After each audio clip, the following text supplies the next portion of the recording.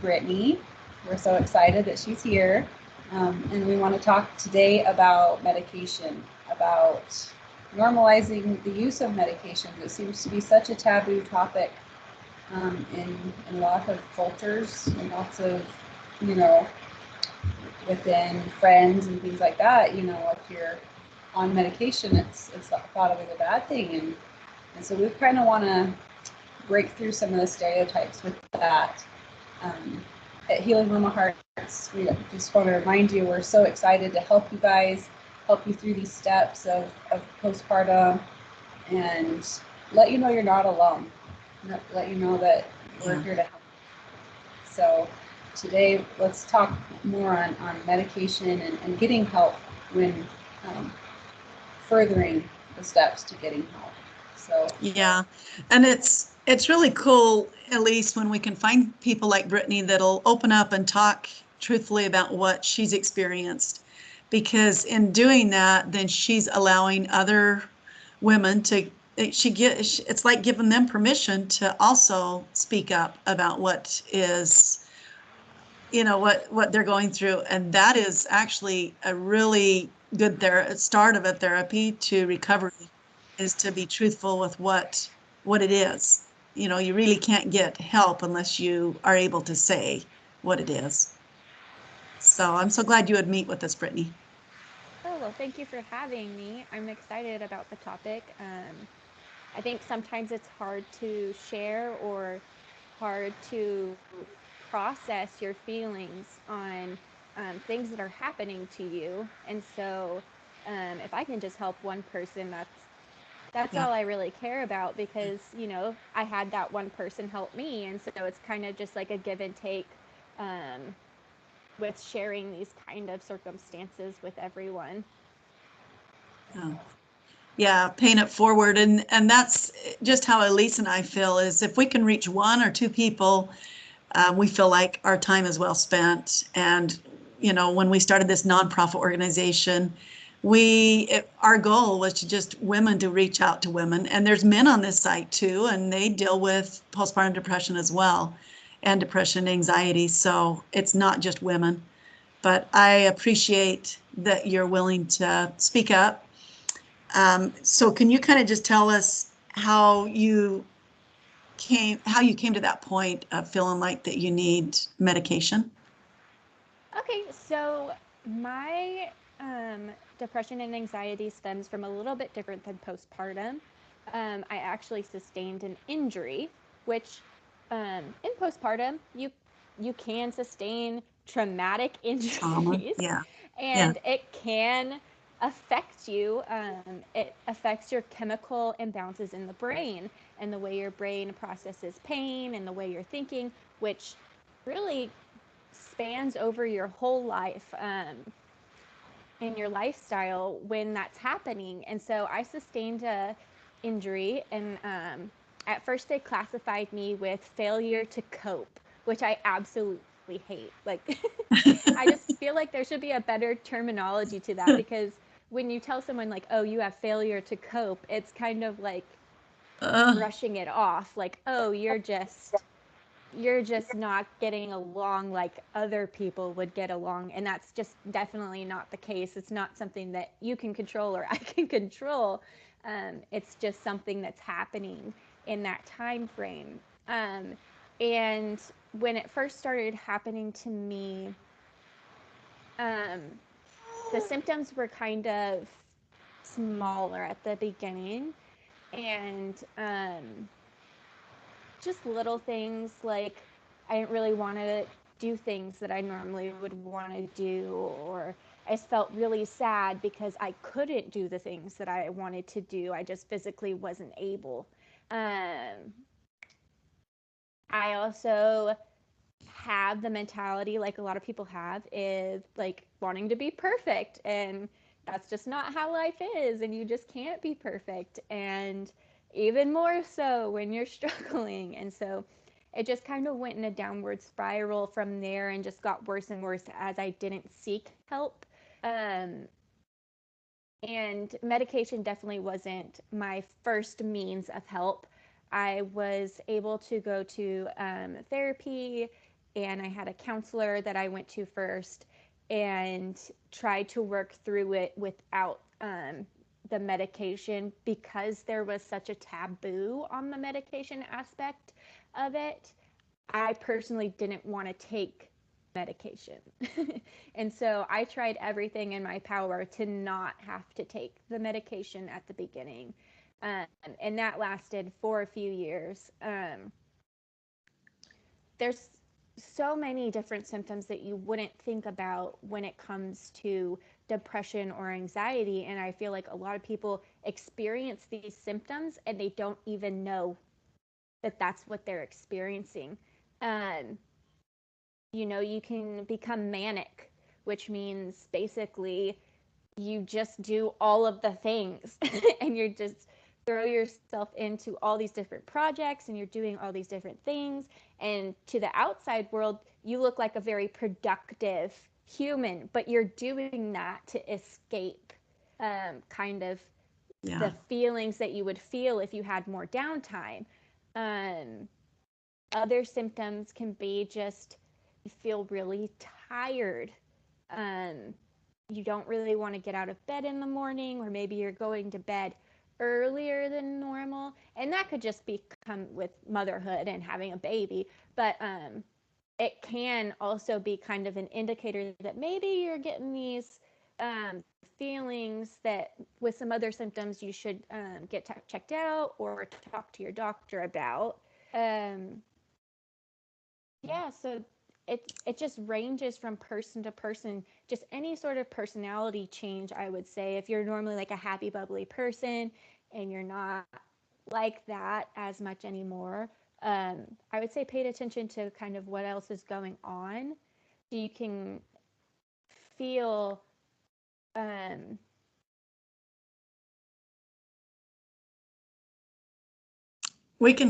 you hear? Okay. I got like cut off on my video. Okay. But so you can kind of get the basis of where it's starting, or it might be nothing at all. It might just be you're a little bit tired or you have something else going on, but just so that you're kind of tracking and you're aware of where you are mentally, and then talking to your doctor from there. I really appreciated when you said, Brittni, that you tried everything else and you didn't want to be on medication. You were one of those kind of people that medication has side effect, and so you wanted to try everything before that. And I think that there's so many women in that spot, in that place, where they don't want to jump on medication for so many reasons. And one of them is they could be nursing a baby and not want the baby to get the medication, or they know that there's probably side effects. But I love that you explored every avenue before you jumped on board with medication. And finding, you were analyzing yourself and really kind of going within and going, am I getting worse? Am I getting better? Or is that, I really love that you kind of did that you analyzed yourself. And yeah, it's definitely a difficult decision no matter who you are as to what the best course of action is to go. That is one thing that I will have to kind of I would say worry about, but I'm not really worried about it at the same time, is that my husband and I are trying to conceive, and I will have to formula feed my baby because I don't want to pass that medication on to my baby. But it's still important that I take it because nobody benefits. If I'm not doing well, I'm not going to be taking care of myself, and I'm not going to be taking care of the baby. So that is one thing that could determine whether or not you want to be on medication or what medication your doctor puts you on, is as whether or not you're okay with formula feeding or you want to breastfeed. Brittni, Either way is just really great, but I was watching a video and this doctor was talking about that they have medication. I wished I would have wrote down the name of the medication, but it actually is formulated for women that want to keep breastfeeding, and they take it, they breastfeed, they have to time their breastfeeding. It's called half the medication, half of the medication wears off in so many hours really quick, and it doesn't stay in your system as long as the other medication. And so you time when you nurse the baby, you time it either right before you take it or right after, before it's really high in your system. And then they've done studies on some of the medication you can do that with, and not, the baby won't get as much of it. It's a real small amount. Yeah, that's great. That's a great option. Yeah. It's definitely dependent on your medical provider and your symptoms too, and what's causing it. Um, my psychiatrist who prescribed me the medication, she really focused on like why do I have it in the first place. It's obviously pain related, so my medication is for pain related symptoms, neurological symptoms, and on top of that, the anxiety and depression. And so it really depends on the person and what you feel comfortable with. I personally love my medication. I don't have very many symptoms. I'm very fortunate. You can get more symptoms. If I stop taking it, I do have a little bit of a withdrawal symptom. Nothing too bad, just like usually like a headache. I feel nauseous. Something just feels off, and then I'll be like, oh, whoops. Yeah. I didn't take it. And then I'll take it and be fine. But something that was important to me was that it not be habit forming. So if I want to come off of it, I can come off of it. I might get a headache, I might get a little bit nauseous, but it's not something that I'm going to have like severe withdrawal symptoms from, and something that helps me enough. So some of these medications, you can easily go overboard. And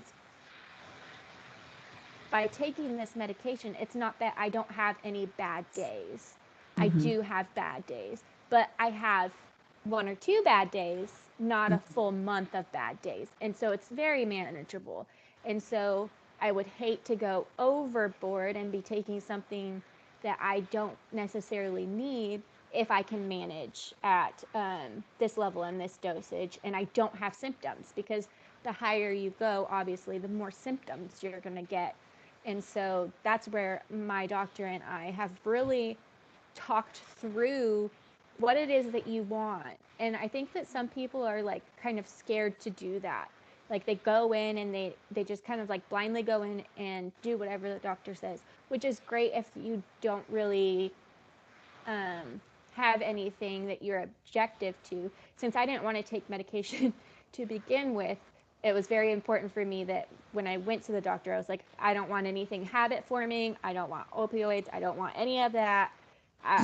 I want like the minimum effect that I can and make it manageable, because I don't want the side effects, I don't want the symptoms, and I don't want the dependency.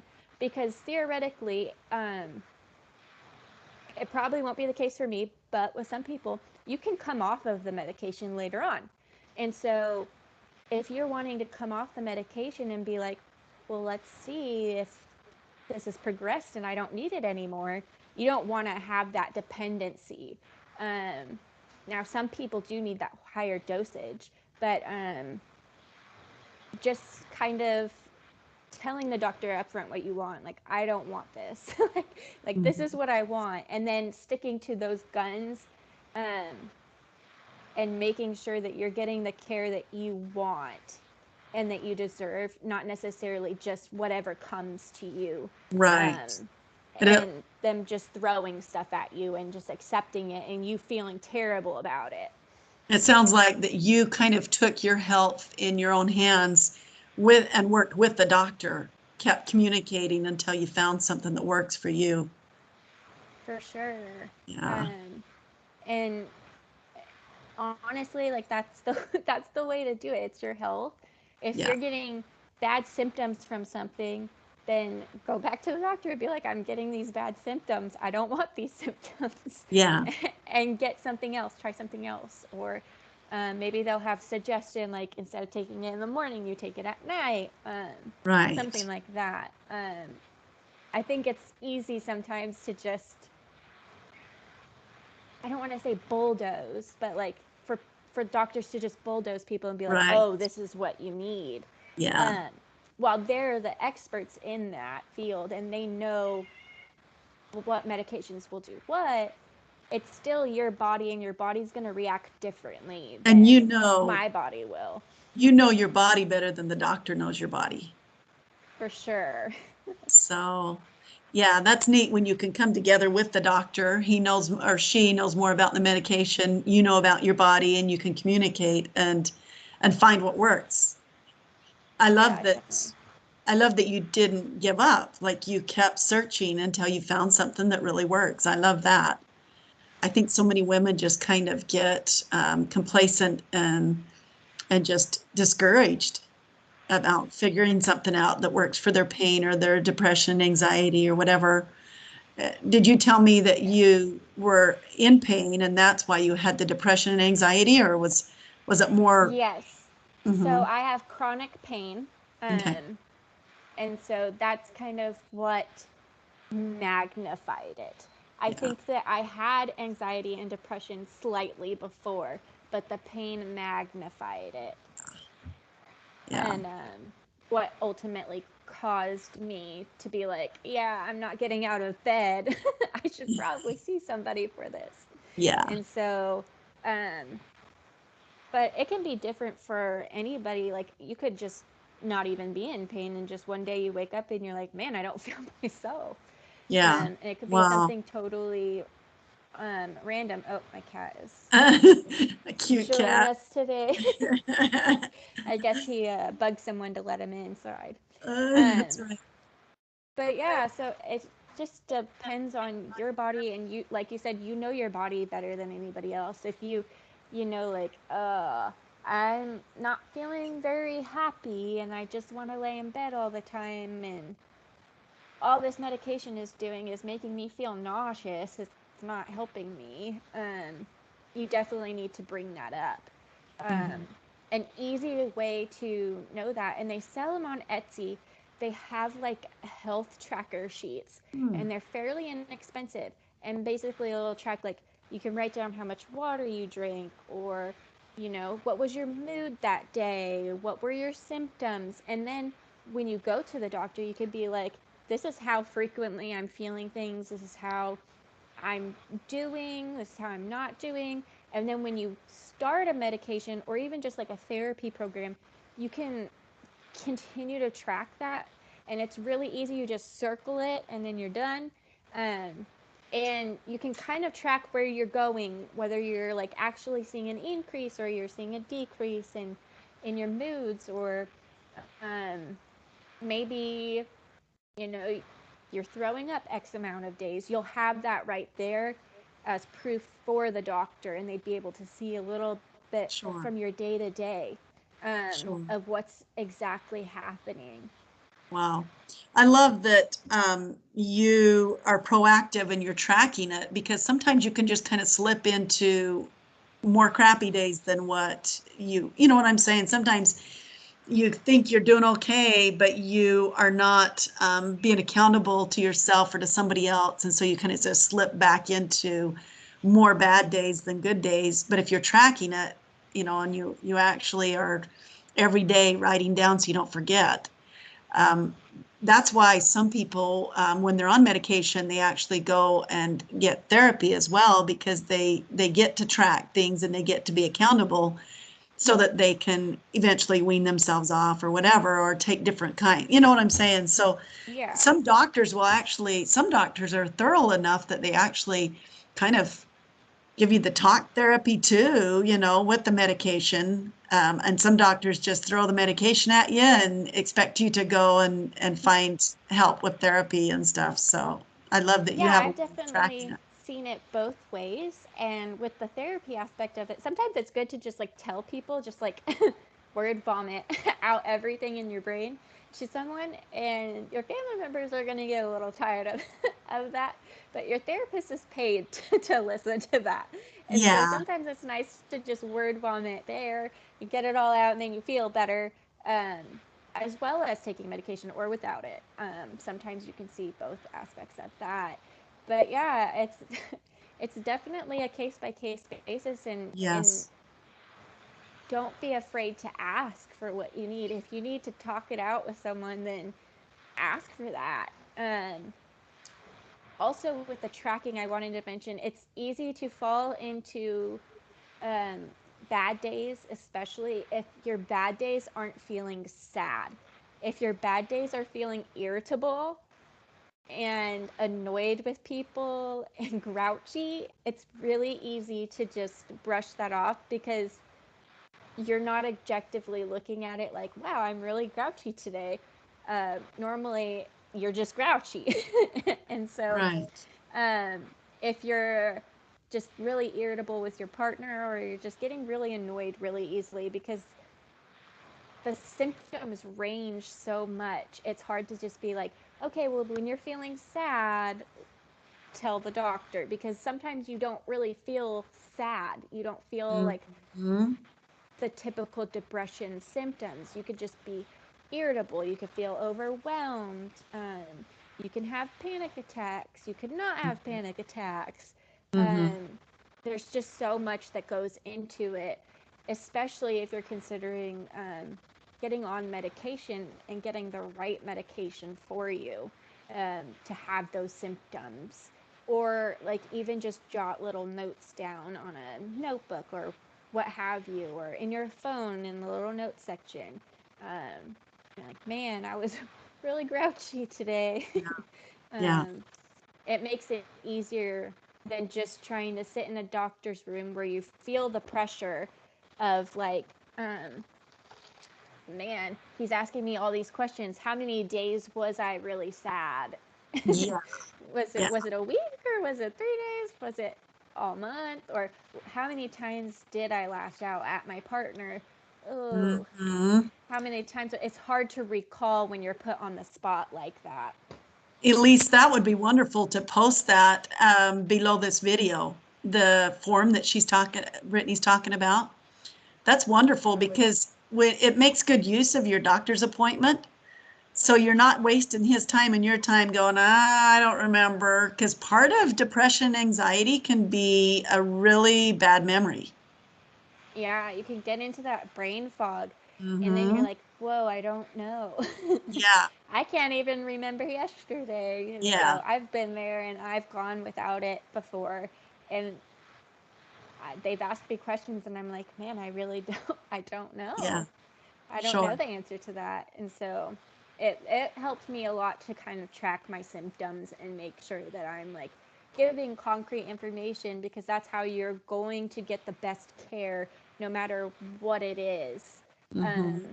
Whether there's strategies like breathing exercises to help you calm down, or grounding exercises, or therapy, or medication, whatever it is, it'll be the best for you and your symptoms if you have some kind of log, and a good idea of what's going on day to day.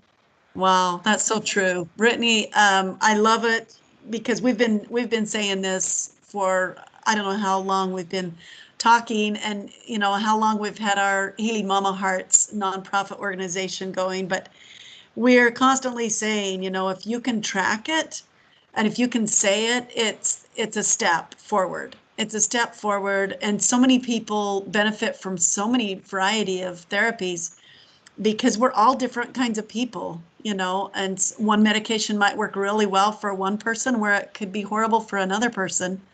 So I just hope that people that watch this are encouraged to keep working on a solution and not give up and not get so discouraged that they just slip and go in the wrong direction. So I I love hope the this idea. Yeah. video encourages. I Yeah. really like the idea of keeping a track log, like you were saying. It really even with when you do have a baby and you're writing down all the notes of what you do with that baby, it can just become a huge blur, day to day as to what actually is happening. And so that keeping track is awesome. One thing that really came to mind was, as you were talking, Brittni, that it's not only is everyone individual in their symptoms, that person is also going to change through the years. And you might have that hormone imbalance and have to work with your doctor to get it to a certain point. And if you're practicing other therapies and things like that, your hormones can continue to change, especially with pregnancy and delivery. It's just a roller coaster of hormones and things like that. So I think it's important to keep working with the doctor. If you want to try weaning off something or adjusting, I think adjusting is a huge thing to do that is so important. Keep adjusting. Even you don't want to just stay on medication, think you have it figured out. Well, keep paying attention. Keep paying attention to your body and your logs. And am I having a lot of happy days? Okay, well maybe I could change this or that. It's always changing. It's a constant change. But one question I had for you, Brittni, is what kind of stereotypes have you come across before where people have judged or made it a negative thing, medication as a negative thing rather than something that is beneficial? Do you have any experiences? I think this is a great question, and I think that most people will be surprised by my answer. And the only bad negative stereotypes that I've come across are the stereotypes in my own head. I have not had one person who has judged me for taking medication. I have never had anybody say anything poorly about it. I did have one individual who's basically told me that if I prayed to God, he would solve my problems and it would go away. And while I think that that's true, that praying helps, he also wants us to seek to fix it on our own. Sure. It's not always going to be a lightning bolt. Oh, you're you're healed. Yeah. Sometimes you have those struggles to help other people, and I definitely think that's the case with me. But other than that, everybody's been super supportive, and I've actually heard a lot of people speak up to me being like, oh yeah, I've been on medication too, but I've just been too scared to tell people, and so Yeah. a lot of the times, like, there's a lot going on behind the scenes of other people that we have no idea about, even close friends. I had a family friend, she was on the same medication as me. I didn't even know she had depression until she told me that she was on this medication, and I was like, oh my gosh, I'm on it too. And so I think a lot of the times it's in our own heads. Yes, I And agree. it doesn't make us any less of a person. And people respond to you being honest about it. Yes.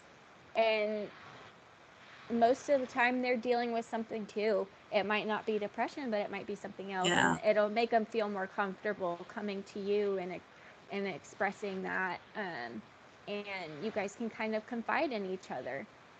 Brittni, I just love when you said that most of the judgment was coming from your own head. And I see that so often. Somebody will say, you're just judging me. And I'm like, actually, no thought of judgment entered my brain. You're judging yourself. We can be our own worst enemy sometimes. I think that's the case with a lot of things. But yeah, the only stigmas that I had were the ones that I put on myself, like absolutely cannot be on medication. I don't want to be on medication. I'm less of a person if I'll be on medication. But as soon as I started taking the medication, I'm more of a person because I can show up. I can do the things I like. One thing that I found very interesting, that my psychiatrist asked me was, how much caffeine intake do you have? And prior to medication, like, I craved Dr. Pepper. I just wanted all the Dr. Pepper. all the time. I was drinking. I'd go to like McDonald's because they sell them for like $1 in the big Oh, things, and I would go get them and I would sip on it until it was gone, and then I'd go get another one. And come to find out, caffeine is a low-grade antidepressant. yes. And nobody shared that with me. Nobody told me that. I had no idea. And so basically my body was craving it because it was trying to treat those symptoms already in the way that it knew how to. And so since being on the medication, I'll have a soda here and there, but I just don't have that craving or that dependency on it anymore. And so it's kind of freeing. Like, you don't have that anymore. There are days that like I'm laying in bed and I'm like, today's not the day that I want to get out of bed. And, I just allow myself to have that day, and, tomorrow's a different day, and I'll get up and I'll do some photography or something that I love to do. Lately I've been helping out with sheep.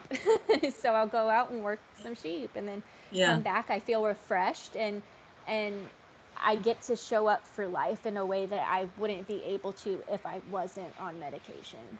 Wow. It sounds like you're combining self-care and natural therapies with your medication, and I think that's a wonderful mixture. Um, Thank you so much for visiting with us, Brittni. I love it. I love learning from people that are willing to talk. I've never been on medication for depression and anxiety myself, and so it's really neat to learn the ins and outs from different people. So thank you so much. For And I sure. Thank you definitely, for having me. yeah, I definitely want us to post that form underneath this video, because I think that is a really helpful tip for the rest of us. Okay, I'll get you a link to that form on Etsy. I think it's just a few dollars.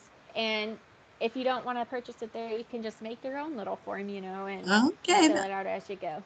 Yeah, even just a picture, a snapshot of what you have, we could probably either order it or figure it out. That's great. Awesome. Thank you so much, Brittni. We really appreciate it. Thank you. Yeah, it's nice visiting with you.